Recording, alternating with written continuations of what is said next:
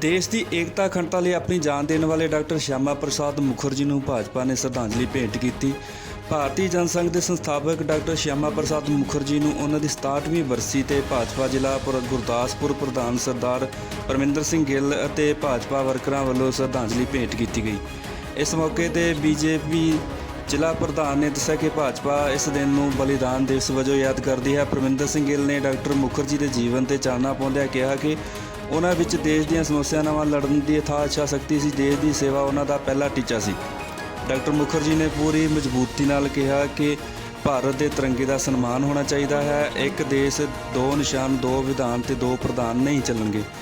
ਉਹਨਾਂ ਦੀ ਪ੍ਰੇਰਣਾ ਨਾਲ ਭਾਜਪਾ ਦੇਸ਼ ਦੇ ਮੱਥੇ ਤੇ ਲੱਗੇ ਕਲੰਕ ਧਾਰਾ 370 ਨੂੰ ਜੰਮੂ ਕਸ਼ਮੀਰ ਤੋਂ ਹਟਾਉਣ ਵਿੱਚ ਸਫਲ ਰਹੀ। ਧਿਆਨਯੋਗ ਹੈ ਕਿ 23 ਜੂਨ 1953 ਨੂੰ ਜੰਮੂ ਕਸ਼ਮੀਰ ਦੀ ਸੈਂਟਰਲ ਜੇਲ੍ਹ ਦੇ ਅੰਦਰ ਰਹੱਸਮਈ ਹਾਲਾਤਾਂ ਵਿੱਚ ਡਾਕਟਰ ਸ਼ਿਆਮਾ ਪ੍ਰਸਾਦ ਮੁਖਰਜੀ ਦੀ ਮੌਤ ਹੋ ਗਈ ਸੀ।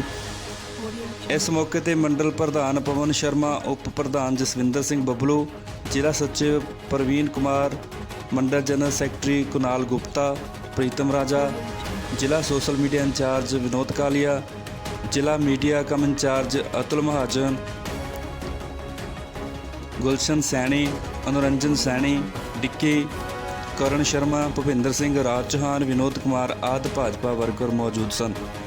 ਗੁਰਦਾਸਪੁਰ ਤੋਂ ਜਗਜੀਤ ਸਿੰਘ ਦੀ ਰਿਪੋਰਟ। ਤੁਸੀਂ ਦੇਖ ਰਹੇ ਹੋ ਮੇਰਾ ਪੰਜਾਬ ਟੁਡੇ।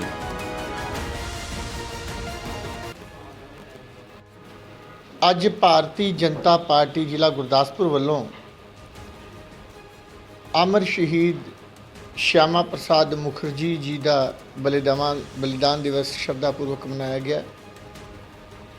ਅਸੀਂ ਸਾਰੇ ਜਾਣਦੇ ਹਾਂ ਕਿ ਇੱਕ ਵਿਲੱਖਣ ਸ਼ਖਸੀਅਤ ਦੇ ਮਾਲਕ ਸੀ, ਲੋਹ ਪੁਰਸ਼। ਉਹਨਾਂ ਦੀ ਮਾਨਸਿਕ ਦ੍ਰਿੜਤਾ ਇੰਨੀ ਸੀ ਕਿ ਜਿਸ ਉਮਰ ਦੇ ਵਿੱਚ ਉਹਨਾਂ ਦੇ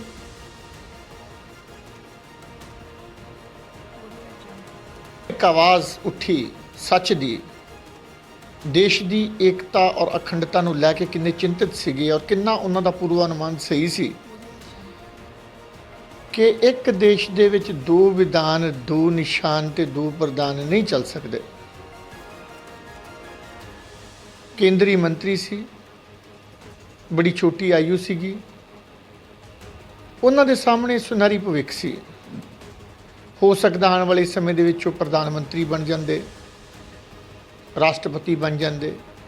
ਉਸ ਟਾਈਮ ਦੋ ਹੀ ਸ਼ਖਸੀਅਤਾਂ ਇੱਦਾਂ ਦੀਆਂ ਸੀਗੀਆਂ ਜਿਨ੍ਹਾਂ ਨੇ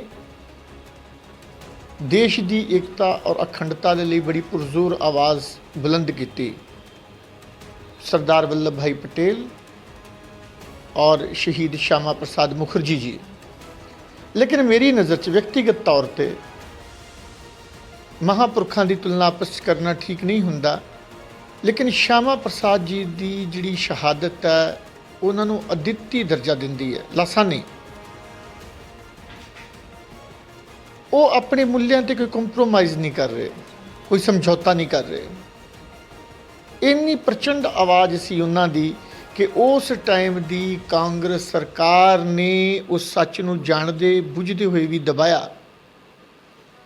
ਮੈਂ ਖੁੱਲ੍ਹ ਕੇ ਕਹਿੰਦਾ ਕਿ ਅਗਰ ਆਜ਼ਾਦੀ ਦੇ ਬਾਅਦ, ਸੰਵਿਧਾਨ ਲਾਗੂ ਹੋਣ ਦੇ ਬਾਅਦ ਸ਼ਹੀਦ ਸ਼ਿਆਮਾ ਪ੍ਰਸਾਦ ਮੁਖਰਜੀ ਜੀ ਵਰਗੀ ਕੋਈ ਸ਼ਖਸੀਅਤ ਅਗਰ ਦੇਸ਼ ਦੇ ਪ੍ਰਧਾਨ ਮੰਤਰੀ ਹੁੰਦੇ ਤੇ ਜਿਹੜੀਆਂ ਸਮੱਸਿਆਵਾਂ ਦਾ ਅੱਜ ਸਾਨੂੰ ਸਾਹਮਣਾ ਕਰਨਾ ਪੈ ਰਿਹਾ ਉਹ ਕਦੇ ਵੀ ਨਾ ਕਰਨਾ ਪੈਂਦਾ।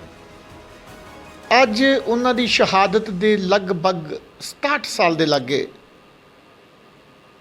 ਧਾਰਾ 370 ਖਤਮ ਹੋਈ ਹੈ, 35 ਇਹ ਖਤਮ ਹੋਈ ਹੈ।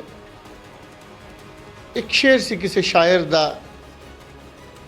कि एक खून के कतरे में है तासीर इतनी, एक कौम की तारीख का उन्वा हो जाए। एक शहीद दे बूंद दी, एक खून दी जिहड़ी एक बूंद हैगी है वो पूरी हिस्टरी चेंज कर सकती है। और देख लो, असी सुनिया, किताबां च पढ़िया, किस्सियां च पढ़िया कि शहीदां दी कुर्बानी कदे ज़ाया नहीं जाती। उदों किस टाइम च उन्होंने शहादत दिती सी और अज इन्ने साल दे बाद ਅਖੰਡ ਭਾਰਤ ਦੀ ਦਿਸ਼ਾ ਦੇ ਵੱਲ ਬਹੁਤ ਮਹੱਤਵਪੂਰਨ ਕਦਮ ਧਾਰਾ 370 ਤੇ 35A ਦੇ ਨਾਲ ਪੂਰਾ ਹੋਇਆ। ਉਹਨਾਂ ਦੇ ਖਤਮ ਹੋਣ ਦੇ ਨਾਲ, ਉਸ ਕਾਨੂੰਨ ਦੇ ਖਤਮ ਹੋਣ ਦੇ ਨਾਲ ਭਾਰਤੀ ਉਪ ਮਹਾਂਦੀਪ ਦੇ ਵਿੱਚ ਭਾਰਤੀ ਸੰਸਕ੍ਰਿਤੀ, ਸਾਡੀ ਤਹਿਜ਼ੀਬ ਵਧੇ ਫੁੱਲੇ। ਕਸ਼ਮੀਰ ਤੋਂ ਲੈ ਕੇ ਕੰਨਿਆ ਕੁਮਾਰੀ ਤੱਕ, ਪੰਜਾਬ ਤੋਂ ਲੈ ਕੇ ਬੰਗਾਲ ਤੱਕ ਸਾਡਾ ਦੇਸ਼ ਇੱਕ ਹੈ। ਔਰ ਜਿਹੜੇ ਸਾਡੇ ਤੋਂ ਹਿੱਸੇ ਵਿਛੋੜੇ ਗਏ ਨੇ ਭਾਰਤ ਮਾਤਾ ਤੋਂ, ਅਸੀਂ ਅਰਦਾਸ ਕਰਦੇ ਹਾਂ ਗੁਰੂ ਧਾਮਾਂ ਦੇ ਦਰਸ਼ਨ ਦੀਦਾਰਾਂ ਦੀ ਵੀ ਉਸ ਤਰੀਕੇ ਨਾਲ ਹੀ ਸਾਡੇ ਹਰ ਭਾਰਤੀ ਦੇ ਮਨ ਦੇ ਵਿੱਚ ਇਹ ਵੀ ਇੱਛਾ ਪੈਦਾ ਹੁੰਦੀ ਹੈ ਕਿ ਜਿਹੜੇ ਸਾਡੇ ਹਿੱਸੇ ਭਾਰਤ ਮਾਤਾ ਅਖੰਡ ਭਾਰਤ ਦੇ ਸਾਡੇ ਤੋਂ ਅਲੱਗ ਹੋਏ ਨੇ, ਈਸ਼ਵਰ ਕਿਰਪਾ ਕਰੇ ਤੇ ਉਹ ਵੀ ਜਲਦੀ ਸਾਡੇ ਵਿੱਚ ਸ਼ਾਮਿਲ ਹੋਣ। ਸਾਨੂੰ ਸਾਰਿਆਂ ਨੂੰ ਹਰ ਤਰੀਕੇ ਦੀ ਸਮਾਜਿਕ ਬੁਰਾਈ ਤੋਂ ਬਚ ਕੇ ਆਪਣੀ ਪੂਰੀ ਜ਼ਿੰਮੇਵਾਰੀ ਦੇ ਨਾਲ ਆਪਣੇ ਫਰਜ਼ਾਂ ਦਾ, ਆਪਣੇ ਕਰਤੱਵਿਆਂ ਦਾ ਨਿਰਵਹਨ ਕਰਨਾ ਪਏਗਾ। ਗੁਰੂਆਂ ਦੀ ਧਰਤੀ ਹੈ, ਉਹਨਾਂ ਨੇ ਸ਼ਹਾਦਤ ਦਾ ਸਾਨੂੰ ਇੱਕ ਬਹੁਤ ਵੱਡਾ ਸਿਖਾਇਆ, ਪਾਠ ਪੜਾਇਆ ਸਾਨੂੰ। ਕ੍ਰਿਸ਼ਨ ਮਹਾਰਾਜ ਦੇ ਕਰਮ ਦੇ ਸਿਧਾਂਤ ਦਾ ਸਹੀ ਰੂਪ ਦੇ ਵਿੱਚ ਕਿਤੇ ਪ੍ਰਤੀਪਾਲਨ ਹੋਇਆ ਤੇ ਸਾਡੀ ਇਸ ਧਰਤੀ ਤੇ ਹੀ ਹੋਇਆ।